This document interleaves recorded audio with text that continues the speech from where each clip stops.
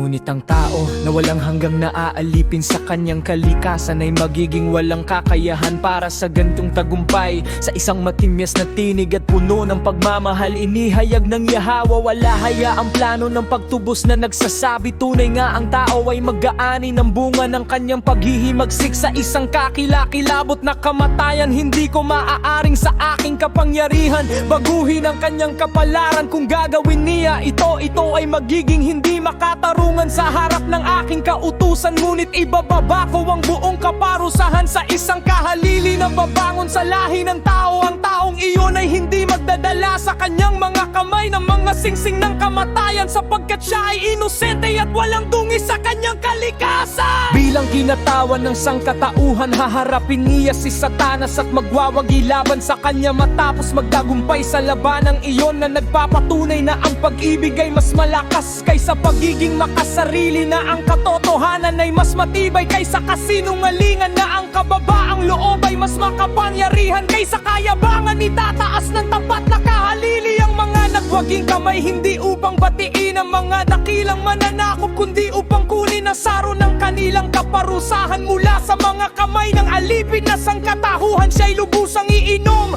masunurin mula sa kalis ng walang hanggang kamatayan. Ang napakalaking sakripisyong iyon ay magbubukas sa mga tao ng isang pagkakataon na matubos at bumalik sa mga bisig ng may likha kasama ang nawalang pamumuno. Ang mga hukbo nagulat sa paghahayag ng walang hanggan ay nagtanong tungkol sa pagkakakilanlan ng kahaliling iyon. Ang may likha na may mapagmahal na ngiti ay sinabi sa kanila, ako ang magiging taong iyon. Ang aking espiritu ay mamamalagi sa isang birhen at sa kanya ay ipagkakaloob ang isang banal na anak. Ang binatang iyon ay magiging banal at tao sa kanyang pagkatao. Siya ay magiging masunurin sa kabanalan na mananahan sa kanya. Ang mga tinubos ay makikita sa kanya. Ang ama ng kawanihan ang may likha at manunubos ang hari ng mga hari. Ang kanyang pangalan ay magiging Yahawa. Pagangang Hebreo na ang ibig sabihin ay ang walang hanggang mananakop. Sa pagangkin ng kalikasang pantao, maibabayad ang Yahawa. Alahaya ang napakataas na halaga ng pantubos, mamamatay bilang kapalit ng mga makasalanan.